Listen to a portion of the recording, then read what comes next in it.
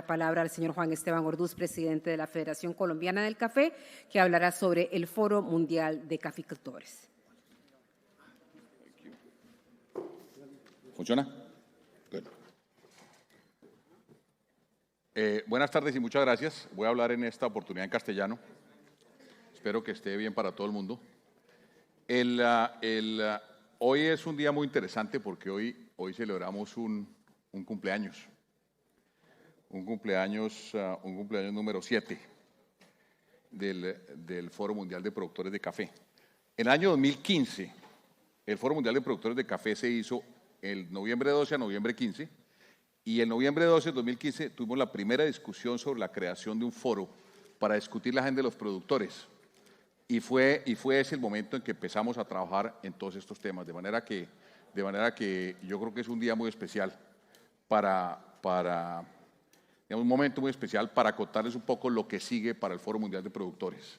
Yo no sé si lo muevo yo o me lo mueven. ¿Sí? Gracias. Gracias. Les voy a contar brevemente un poquito lo que es el Foro Mundial de Productores de Café y hacia dónde vamos y qué estamos haciendo. El Foro Mundial de Productores empezó como una conversación entre diferentes productores, varios de ellos están aquí.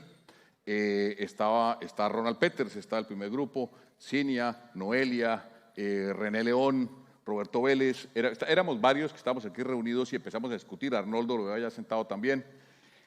Y empezamos a hablar, bueno, en las conferencias de café siempre la industria se reúne y se discute los temas de la industria, el consumo, etcétera, pero los temas de los productores se discuten muy poco. ¿Cómo hacemos para empezar a discutir la agenda de los productores, que a veces coincide con el resto de la cadena, a veces no coincide? Entonces digo, armemos un foro en que vamos a discutir eso. Y eso sucedió aquí, de nuevo lo digo, en el año 2015, y en estos 7 años hemos avanzado un gran camino muy interesante. Aquí decidimos hacer una reunión que acabamos haciendo en Colombia el año 2017.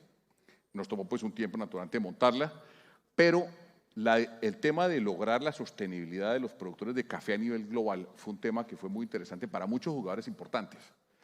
Cuando le presentamos este tema al presidente Clinton, que había sido fundamental en el tema de desarrollo rural en África y en el tema del Plan Colombia en Colombia, y en mucho de los temas de seguridad y temas de desarrollo en Centroamérica, particularmente el llamado Triángulo Norte. El presidente Clinton dijo, sí, me parece interesante, yo voy a Colombia. Y yo subrayo siempre una cosa porque algunas veces me dicen, claro, contrataron al presidente Clinton. No, no contratamos al presidente Clinton. Le echamos esta historia y él dijo, yo quiero ir. Y fue. Lo mismo pasó con el profesor Jeffrey Sachs, que es, como ustedes saben, el gran líder mundial de los Objetivos de Desarrollo Sostenible, el profesor Sachs, en las Naciones Unidas y pues a nivel global. La misma historia, empezamos a conversar con él y él dijo, no hay ningún sector que yo haya visto que esté tratando de ser sostenible, todo el sector, a nivel global. Yo quiero ser parte de eso porque eso está enmarcado exactamente con lo que yo vengo promoviendo a nivel global. Entonces, arrancamos con esa primera reunión que le hicimos en Medellín, año 2017. Voy a decir para nuestra sorpresa porque fue una sorpresa. Acabamos como con casi 1.400 personas. Digamos, fueron además 1.351 tenemos ahí registrados, pero hubo muchos más que llegaron a la apertura, etcétera. En total con 1.500 y tantos. Y nosotros esperamos 400. Yo me acuerdo la tragedia que fue cuando llegaba gente y se registraba Pero esto además, todo esto en las últimas 3 o 4 semanas. Una cosa, Cinia se acuerda, si me está mirando con cara de esto, qué locura que fue eso. Fue una locura. ¿Por qué razón? Porque había un vacío, o sea, no estaba existiendo el diálogo de la agenda de los productores. Así de simple. Y la gente vio la oportunidad, y ahí, digamos, en esa foto, quisimos ilustrar esa foto está El Salvador, está el delegado de Vietnam, está el delegado de Brasil, delegado de la India, está Cinia, está Roberto Vélez, delegado de East Africa, de West Africa, que es la Asociación de Cafés de Robusta de África y Madagascar, y el secretario general de AYACO, que es la Asociación Interafricana de Café. Esa foto resume lo que fue el foro. Y de esa gente que fue, eran casi 1.400 personas, unos 800 colombianos, naturalmente hay mucho más gente del país, locales, pero lo interesante no es eso, sino lo interesante es que los demás venían de todas partes del mundo. Y yo cuando, me decía, yo me acuerdo mucho de una conversación con Roberto, entramos al hotel y de pronto nos encontramos a todos los líderes de las naciones de África que se habían registrado y nosotros decíamos, ¿irán a venir o no? Porque venirse desde África es como para uno ir a África, ¿no? Eso es costoso, es difícil, es largo, y allá llegó todo el mundo. ¿Qué hicimos ahí? Y aquí retomo un poquitico eso. Cuando empezamos a conversar el tema con el profesor Sachs, él dijo, listo, yo creo que esto es un esfuerzo muy importante en la línea de sostenibilidad global de un sector. Yo quiero ser parte de eso y lo invitamos como orador principal. ¿Por qué? Porque desde el primer día discutimos con todo el grupo que la sostenibilidad del sector cafetero tiene que ser una sostenibilidad enmarcada globalmente. Eso no es nosotros cada uno a ver qué se nos ocurre en cada país, sino hay una tendencia global de sostenibilidad. Y si ustedes se acuerdan los famosos ODS que arrancaron como en el 2012, si no me equivoco, en el 2015 la ONU dijo, los ODS tienen que cumplirse, digamos, las metas de desarrollo sostenible en los próximos 15 años. O sea, estábamos 2 años después de que ya la ONU había dicho eso y los países del mundo habían suscrito lograr este tema. Como les decía, el profesor Sachs enmarcó la discusión, digamos, a nivel general. El presidente Clinton y el presidente Juan Manuel Santos de Colombia en su momento tuvieron un conversatorio sobre café. Y voy a contar una anécdota que es un poquito infidente, pero es cierta. Cuando estaba hablando con el presidente Clinton, o con el equipo del presidente Clinton en Nueva York, uno de los primeros mensajes que dio fue, yo voy a ese conversatorio, me parece interesante, voy a ser parte de eso, les pido una cosa, no quiero que me lo modere un periodista, yo quiero que lo modere alguien que sepa de café, que sea esencial, digamos, que sea de la esencia del café y que pueda, para que la conversación sea sobre café y desarrollo rural. Lo moderó el gerente general nuestro, Roberto Vélez, pero el punto es, es tan interesante la sostenibilidad del sector café y la importancia que todo el mundo entiende a nivel global del tejido social que crea el café y la importancia de su permanencia en el tiempo, que la exigencia fue alguien que hable de café. Yo no quiero que se hable de política, no quiero que se hable de colombiana, de política americana, ni de nada. Yo quiero que se hable de café. Y y un poquito esa foto la tenemos ahí por eso. Aquí esto ilustra un poco las cifras, no me voy a detener en ellas, pero un poco ilustra, digamos, la cantidad de países que fueron representados y que llegaron a Colombia. La estructura que le dimos a eso fue la misma que hemos venido dando, y no me voy a detener mucho en eso, pero era básicamente, digamos, una gran apertura, el conversatorio de los presidentes, crear un hecho político para darle relevancia a la discusión, unos paneles de trabajo con expertos y unos grupos de trabajo en que todos los productores se sentaron o nos sentamos y a trabajar los diferentes temas, producción productiva, relevo generacional, volatilidad y cambio climático, y hicimos una declaración y de alguna forma se han ido convirtiendo en los grandes temas del foro de productores, pero eso ha ido cambiando. El foro en ese momento lo dijimos, vamos a hacerlo cada 2 años. Y Brasil se ofreció a hacerlo, hicimos el segundo foro en Campinas, en Brasil, con el mismo éxito del de Colombia. En el de Colombia, interesantemente, y eso va a estar en la presentación, les recomiendo mucho si tienen la oportunidad de leerse el estudio, le pedimos al profesor Sachs que hiciera un estudio sobre sostenibilidad de la producción de café, con la visión global. ¿Por qué el profesor Sachs o por qué de esa manera? Porque de alguna forma, cuando lo decimos nosotros, otras partes de la cadena dicen, claro, pues es que ustedes lo que pasa es que no son eficientes, ustedes no son productivos, cualquier cosa. Y cuando lo hace la industria, los productores a veces decimos, es que ustedes tienen su propia agenda. Entonces, esto es un tercero independiente, hizo un estudio muy serio sobre el tema de la productividad del café que condujo, digamos, a la parte en que está el foro hoy. No me voy a detener en esto, pero digamos que fuimos trabajando el segundo foro, y en el segundo foro acordamos el tercer foro en Kigali, en Ruanda, pasarlo a África. Íbamos a hacerlo en el año 2021, era 2 años después, pero por la pandemia naturalmente no se pudo, entonces hicimos 2 foros virtuales. Voy a subrayar esto, digamos, y un poco quiénes estuvieron sentados en ese foro y por qué generó tanto interés. No solamente digamos, Foro 1 Medellín, Foro 2 Campinas, en los foros virtuales que hemos venido haciendo, se ha generado un interés tal que, pues en ese virtual está el presidente Figueres, atendió el exministro de Etiopía, el director global, digamos, de la Agencia de las Naciones Unidas para el Desarrollo, el vicepresidente de África y luego de América Latina del Banco Mundial. O sea, a ese nivel la gente está diciendo, mire, el sector café es un pionero en buscar la sostenibilidad del sector completo y avanzar hacia esa sostenibilidad. ¿Cómo fue evolucionando? La primera parte de la discusión empezó que los precios, que cuánto me pagan, que si me pagan, que si la prima, que si precio mínimo, que si... Y finalmente nos fuimos dando cuenta que la problemática de los productores de café es mucho más compleja que el precio. Y es mucho más compleja porque, naturalmente, ojalá uno obtenga la mayor cantidad de precio posible, pero hay una cantidad de temas en la cadena, en la producción de café, una cantidad de retos y dificultades que hay que enfrentarlos también, y no son solamente problemas de la industria. Yo siempre uso un ejemplo con proyectos que hacemos en Colombia con la Federación y con agencias internacionales, lo hacemos directamente nosotros, en fin, y es tener títulos de las tierras no es un problema de los tostadores, es un problema de nuestros gobiernos.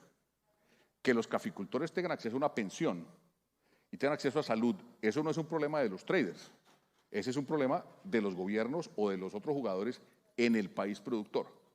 Entonces, la discusión fue evolucionando hacia, bueno, ¿y cómo hacemos nosotros, países productores, para crear las condiciones para que nuestros caficultores sean prósperos?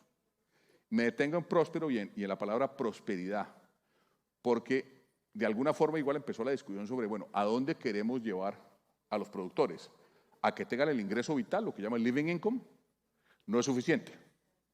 Anecdóticamente, en otra conversación, estábamos con algunos ejecutivos de multinacionales y les dije yo, venga, les hago una pregunta. Si a ustedes les ofrecieran un puesto en que les dijeran, le vamos a cubrir sus gastos básicos, más el 5 a 10% para extras, ¿tomarían el puesto? La respuesta unánime fue no lo tomaría. Entonces, ¿por qué para usted no es bueno y para el productor sí? Seamos serios con las metas que le ponemos para los productores. Entonces, no hablemos más de living income, que es, digamos, un paso en la vía de la prosperidad, pero concentremos en la prosperidad.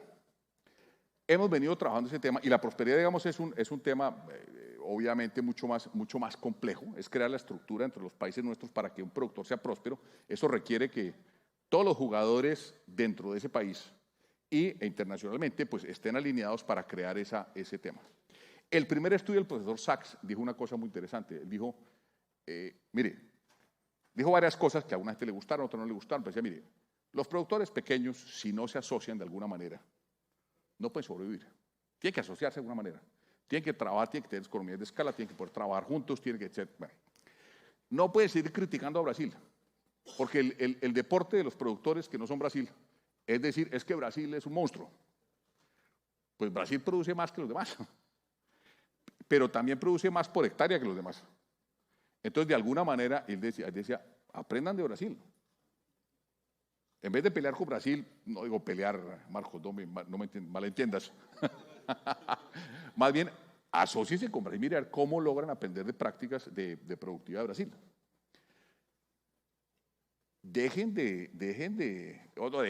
Pero digamos, decía, hombre, el tema no es solo un tema de precio. Aquí hay problemas mucho más complejos, además del precio. Y eso nos llevó a una discusión que hemos venido teniendo en el grupo digamos, de las asociaciones, en el cual están varias personas aquí sentadas y lo discutimos constantemente, es, uno, tenemos que buscar la prosperidad, primer tema, crear la estructura para la prosperidad, ¿no?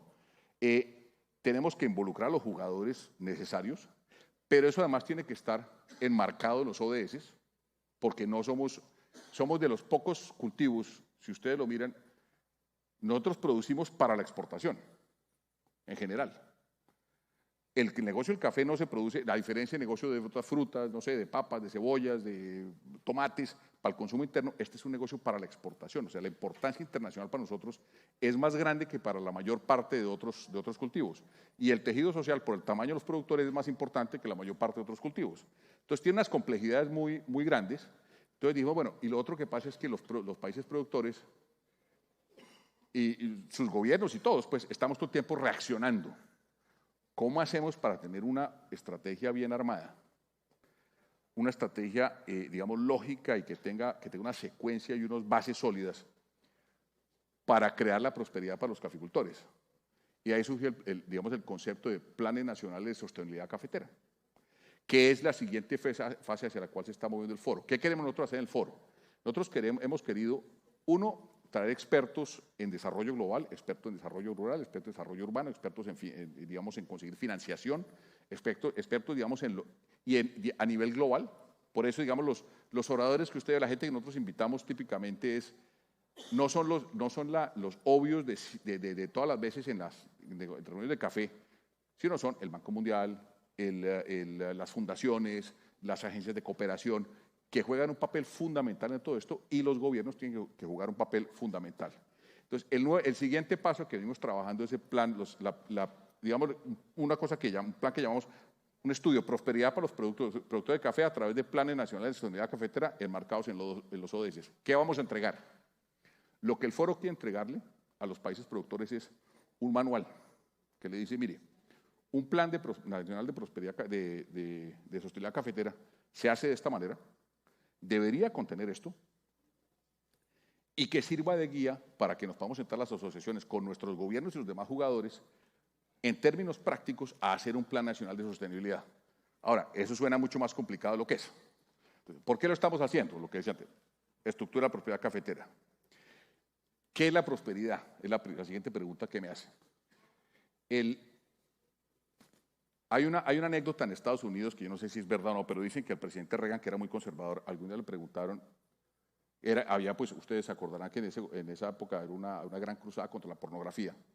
Y le dijeron, bueno, ¿qué es la pornografía? Dijo, yo no sé cómo se define, pero cuando la veo la reconozco. Yo no sé cómo se define la prosperidad exactamente. Y es parte de lo que queremos lograr con el estudio y con el equipo que hemos armado para el estudio, ahorita lo van a ver. Yo la defino como una vida ascendente. Tenemos que crear la estructura para que los caficultores tengan una vida ascendente. Es decir, yo quiero que mis hijos estén mejor que yo y mis nietos mejor que mis hijos. Porque en muchos de nuestros países el gran problema es que los jóvenes no se quieren quedar en el campo. Y no se quieren quedar porque ven a sus padres que les toca literalmente caer muertos con el asador en la mano, porque no tienen pensión, no tienen salud. ¿Cómo hacemos una cosa para crear la estructura? Un plan para que se cree la estructura para la prosperidad de los caficultores. ¿Para quién? Ya lo estaba diciendo Ortica. ¿Qué contiene el manual? Ese es un estudio que hemos venido haciendo con el profesor Sachs, digamos, cómo se estructuraría. Y con un equipo interesante. Dentro de todos los ODS, yo creo que hay un consenso más o menos que engloban lo que debería uno tener hacia la prosperidad. Se ha identificado con el equipo del profesor Sachs, el trabajo que venimos haciendo, 6 áreas básicas. Educación, salud y protección social, que incluye titulación de tierras e inclusión financiera como consecuencia de eso. Energía sostenible, producción cafetera sostenible, infraestructura y conectividad digital. ¿Quién va a hacer esa parte del estudio? Las Naciones Unidas, el sistema se llama SDSN, ese es Sustainable Development Solutions Network, eso es la red de soluciones de desarrollo sostenible de la ONU, con la Universidad de Columbia van a crear el marco de qué debe contener y cómo se haría, digamos, y hacia dónde hay que llegar, llamémoslo así. Pero ¿cuál es el camino? Ahí hicimos también un trabajo muy intenso de decir, bueno, ¿quién sabe cuál es el camino que hay que recorrer aquí? Y llegamos a la Universidad de Oxford. La Universidad de Oxford tiene una entidad que se llama Sofía, tiene varias, digamos, que manejan este tema, pero originalmente la columna se llama Sofía. Sofía le pusieron la S y la A al final para que fuera sonoro. Realmente eso que dice Oxford Poverty Human Index, índice de pobreza humana de Oxford. Ellos desarrollaron una metodología muy interesante que Costa Rica aplica, Colombia aplica, la India aplica, México aplica, que es una primera definición. La pobreza no es falta de plata, solamente. Porque uno puede tener más plata, vuelta al tema del precio. Pero si uno no tiene acceso a los bienes y servicios que esa plata puede comprar, sigue siendo pobre. Entonces, a mí me pueden pagar un poquito más, o un poco más, o un mucho más, pero si no hay una escuela cerca donde mandar a mis hijos, no estoy haciendo nada. Si no tengo salud, no estoy haciendo nada. Esa metodología que ellos han creado hace 2 cosas. Mide lo que llaman la pobreza multidimensional. Se llama multidimensional porque mide la pobreza en todas estas dimensiones. No solamente es posible que uno esté comiendo bien, pero no tenga acceso a salud. Entonces, uno es pobre. Si come bien, pero tiene acceso a salud y educación, es pobre. Eso es lo que ha medido la Universidad de Oxford y lo ha venido haciendo. Yo uso un ejemplo típico. Bueno, y eso, digamos, la metodología de esto, la medición se hace trabajando con las comunidades, se construye de abajo para arriba. Es la metodología que queremos crear. Es decir, las comunidades son las que van definiendo cuáles son sus necesidades y se empieza a construir hacia arriba cómo solucionar esas necesidades que esa comunidad requiere. Suena académico, pero lo aterrizo en lo práctico. Después del proceso de paz en Colombia, el gobierno identificó unas zonas que llamaba las zonas más afectadas por conflicto, SOMACA. Y en unos de esos municipios creó una cosa que se llama PDET, lo decimos PDET en Colombia. El PDET es Planes de Desarrollo con Enfoque Territorial. ¿Qué quiere decir eso? Cogieron las zonas que tenían más violencia en el país y más necesidades, de acuerdo con la medición que se hizo, con base en este tema de pobreza multidimensional. No quiere decir que sean las únicas, pero las que más, enmarcadas digamos, el conflicto colombiano, las que más necesidades tenían. Se nombraron, eso se empieza a trabajar la comunidad, se nombra una cosa que llama el grupo motor. El grupo motor son unos miembros de la comunidad que trabajan con la comunidad, identifican las necesidades y son de alguna forma el enlace con el gobierno y con otros actores. Se identifican las necesidades y se empieza a construir soluciones a partir de ahí. Esos son los famosos, todos los colombianos sabemos que es un PDET, porque no se habla sino de PDET en Colombia. Entonces los famosos PDET, la metodología es esta, la metodología que se hizo con la Universidad de Oxford, usando las mediciones y la estructura de trabajo, digamos, de la pobreza multidimensional, que es un poco lo que nosotros queremos llegar. En términos de café, entonces, ¿funciona o no funciona? Pues debería funcionar, pero como decía otra vez que decía el presidente Reagan, decía, confíe pero verifique. Estamos haciendo el estudio, toda la parte conceptual, la parte metodológica, pero vamos a hacer simultáneamente 4 pilotos. Este es un trabajo de 2 años que está empezando hasta ahora y va a tomar 2 años. En Costa Rica, en Ruanda, en Colombia y en el sur de la India, y quiero agradecerle a Cinia toda la cooperación y el trabajo de ICAFE que ya está y va a estar mucho más activo en este tema. Ruanda, pues es un país para los que no lo conocen, y ahora miramos un poquito Ruanda, que es donde el siguiente foro, es un país muy estructurado, muy organizado en términos de información y en términos de, ¿no? Colombia, nosotros tenemos un montón de información, la Federación de Cafeteros, la idea es crear un piloto en Colombia y sur de la India. No es que vamos a hacer planes de sostenibilidad hechos e implementados en toda Colombia. Vamos a mostrar con unos pilotos, digamos, focalizados, cómo funcionaría cuando se haga. No solamente vamos a contar digamos, cuál es el marco, cuál es la metodología, sino cuando se vaya a hacer, esto funcionaría de esta manera. Ejemplo Costa Rica, ejemplo Colombia, ejemplo Ruanda, ejemplo sur de la India. Un poco lo que decía yo un poquito antes, ¿y por qué enmarcaron los ODS? Porque eso es el mundo de hoy. O sea, no podemos nosotros ponernos a hacer soluciones que no van a estar enmarcadas en lo que el mundo está pidiendo. Todo se conecta y todo lo vemos todos los días. El cambio climático juega un papel aquí. La legislación en Europa juega un papel aquí. El tema de deforestación juega un papel aquí. Todos esos temas, además de los que ya tenemos, endémicos por país, tenemos todos los nuevos problemas internacionales del cambio climático, de legislaciones, etcétera, trabajo infantil, en fin. Entonces, ese es el trabajo que digamos que se va a hacer y va a estar enmarcado en una cosa internacional. Y por eso los jugadores son Colombia, que hizo el primer estudio, lo hizo Colombia, el profesor Sachs, que viene trabajando en esto pues desde el 2016 con nosotros, 2017, viene trabajando en esto con nosotros. Ahora que vamos a hacer un entregable práctico y que esperamos sea operativo y sea una cosa que podamos usar los países productores, entonces necesitamos por la metodología, ahí entra la Universidad de Oxford, que son quienes crearon el índice de pobreza multidimensional y la metodología para construir y desarrollar proyectos de desarrollo, y con los equipos que lideran eso en el mundo, que es el profesor Sachs, naturalmente, por encargo del grupo del Foro de Productores, a mí de alguna forma me pone el chairperson pero yo en el fondo soy un coordinador. Yo me siento y reunimos al grupo, miramos los temas, tomamos decisiones, vámonos por aquí, vámonos por allá, cada uno consulta con sus agremiados, con sus asociados, y vamos tratando de armar una cosa que sea globalmente útil. Este estudio, que es un estudio de 2 años, logramos el apoyo de la corporación, lo que era la Corporación de Fomento, ahora se llama Banco Latinoamericano de Desarrollo, que es quien va a financiar todo este estudio y a quien le interesa también el resultado. ¿Qué vamos a hacer con esto además?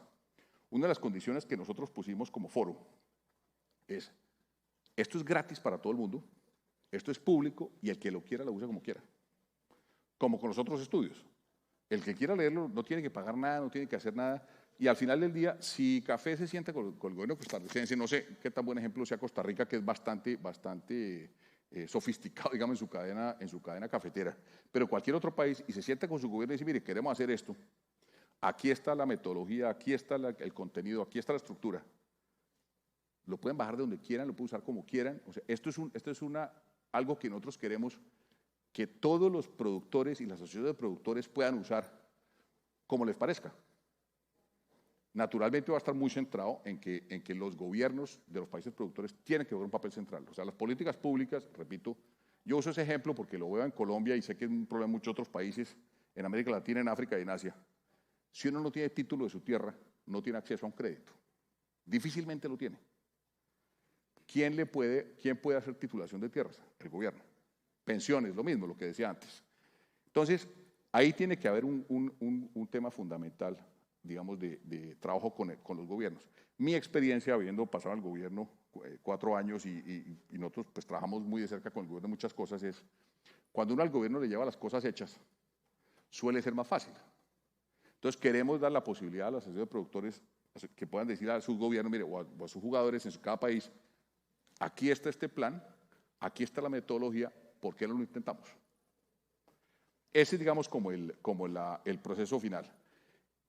¿Cómo va a ser el foro de Kigali? Estamos construyendo un grupo de personas que por su experiencia, el orador central por Jeffrey Sachs, que va a ser como el lanzamiento del estudio que vamos a empezar, que estamos empezando, con Jamie Coates, el líder de la Universidad de Oxford, que es cofundador del índice de pobreza multidimensional o co-creador del índice de pobreza multidimensional, y una serie de personas que por la cooperación o por la experiencia que traen van a estar, o esperamos que estén, digamos, algunos están confirmados, otros no, esperamos que estén en el foro sentados contándonos, digamos, globalmente cómo se puede hacer estas cosas y cómo se puede hacer con políticas públicas, más allá de simplemente el tema puntual de la semana entrante o el año entrante o el semestre entrante. Ese es digamos, el resumen. Yo quiero invitarlos a todos a que vayan al foro, y hay un montón de razones. No solamente va a estar muy interesante, no solamente vamos a tener una discusión muy estratégica y muy de fondo sobre desarrollo para los cafeteros y sobre cómo crear la sostenibilidad para los cafeteros. Ha generado mucho interés el foro, sino además, en toda sinceridad, Ruanda es un país interesantísimo, ¿no? Para los que lo conozcan, me corrigen si no están de acuerdo, pero es un país muy interesante, con una naturaleza muy interesante, una cultura muy interesante, y vale la pena mucho. Además del foro, realmente vale la pena ir a Ruanda. Por eso pusimos la foto del gorila, porque una de las cosas, si uno se va hasta allá, que me decían los ruandeses, decían, mire, cuénteles a las personas que si vienen acá se pueden quedar un par de días y que conozcan el país, que recorran el país y que vayan a ver los gorilas y que vayan a, ¿no? O sea, todo ese, digamos, no solamente todo el contenido, sino además el país en sí mismo es muy interesante y muy atractivo. Y vale la pena ir y conocerlo y sobre todo participar en el foro. Yo le decía, ahora estaba conversando con Arnoldo Leiva, le decía, una de las cosas interesantes, y como lo mencioné antes, es que los africanos en los foros que hemos hecho en América Latina llegan. Yo creo que además es interesante, y viene porque los temas que se discuten son de fondo y naturalmente quieren conocer nuestros países. Yo creo que es muy interesante para nosotros ir allá, tener las discusiones de fondo, tener toda la presentación de fondo y lo que estamos tratando de armar, pero además conocer unos países muy interesantes, con una gente muy interesante y una cultura cafetera muy interesante y muy desarrollada. Para los que la conocen, pues saben que es así. Los demás, pues bienvenidos a que lo hagan. Si ustedes quieren saber más, digamos, de todo este tema, vete a Foro Mundial de Productores de Café.com o a worldcoffeeproducersforum.com. Ahí está toda la información, ahí está la agenda, ahí está cómo ir, cómo hacerlo, etcétera, etcétera. Yo quiero, digamos, cerrar, aparte de lo interesante de lo que estamos tratando de hacer y lo que queremos que sea un tema global, que sea de fondo, que sea útil para todo el mundo, usando una cita de Tom Friedman, que en un artículo después de la COP pasada, no la de COP27, la de Irlanda, la de Dublín, que él dijo en un artículo, usó el título de un libro que decía: todo el mundo quiere ir al cielo, pues nadie se quiere morir. Y es cierto, en materia climática. Todo el mundo dice: no, yo sí quiero salvar el mundo, pero yo sigo con mi carro de gasolina, pero yo sigo consumiendo plástico, pero yo sigo, ¿no? En materia de café es esto, o sea, en la cadena cafetera nosotros entre más lo miramos y lo miramos con todos nuestros colegas de todos los demás países y dentro de Colombia, los retos que tenemos hoy son retos de supervivencia. Son retos, no solamente el cambio climático, sino todos los temas que conlleva el tema de la migración, el tema de producción de alimentos, el tema y repito, migración por hambre, que se da en África, se da en América Latina, Estados Unidos, pues eso, las migraciones ustedes la ven, desde Colombia, Centroamérica, todo el mundo va subiendo para allá. Tenemos tantos retos enfrente que si no tenemos unas aproximaciones holísticas a los temas y de fondo, y colectivamente, y trabajando colectivamente, difícilmente lo vamos a hacer. Yo no sé si es cierto o no, ya para rematar, pero Andrea Ely decía en el estudio que ellos hicieron que la conclusión a la que llegaron es que para el año, si las cosas siguen como van, para el año 2050, el 50% de la tierra que produce café, especialmente arábica, que es el nuestro, ya no podrá producirlo. Entonces, pues, si queremos ir al cielo, no tenemos que morirnos de pronto, pero yo creo que sí nos toca hacer un par de sacrificios y yo creo que y lo que estamos tratando de lograr es un poquito coordinar las asociaciones de productores y el grupo del Foro Mundial de Productores, tratar de coordinar y estructurar para que los esfuerzos que hagamos sean esfuerzos más bien ordenados y ojalá efectivos y ojalá eficientes. Eso es básicamente lo que quería contarles respecto al Foro Mundial de Productores. Eso es repito, ojalá lo pueda ver a todos allá. Ese es el 13 y 14 de febrero en Kigali, en Ruanda. Cualquier duda, cualquier pregunta, estoy aquí a la orden. No sé si alguien tenga alguna pregunta. Mónica. Yo tenía curiosidad. Ayer estábamos almorzando con unos caficultores y la pregunta que le hicimos fue: ¿cómo hacen? Porque uno de los retos más grandes de ellos es que los jóvenes están yendo a otro país a estudiar. Entonces le dije, bueno,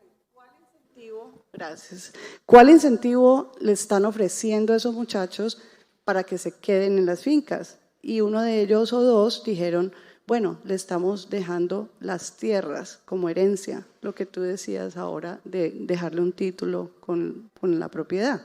Entonces, para un foro mundial como este de tal magnitud, ¿en qué forma piensan involucrar a los productores como tal? Porque, por ejemplo, cuando estaba leyendo la lista de las personas que iban a estar, son pues personas que tienen títulos de universidades, ex ministro, ex presidente, yo no sé qué. Entonces, de pronto, algunos caficultores pueden sentirse intimidados al no ver que ellos tienen un título. Entonces, ¿qué tal tener una mesa de productores que digan cosas de sentido común que uno a veces, o sea, cuando el señor, fue tan fácil la respuesta cuando me dijo, pues la tierra es como que pensamos que es el mejor incentivo.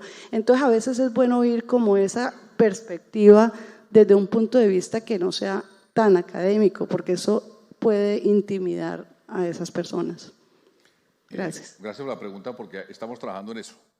Y la idea, lo que queremos lograr es tener, digamos, en los paneles, grupos de productores que puedan, que esté simultáneamente, tenemos simultáneamente sentado al que está discutiendo, al experto en desarrollo, pero oiga, un poco lo mismo que hablábamos antes con la legislación de Europa.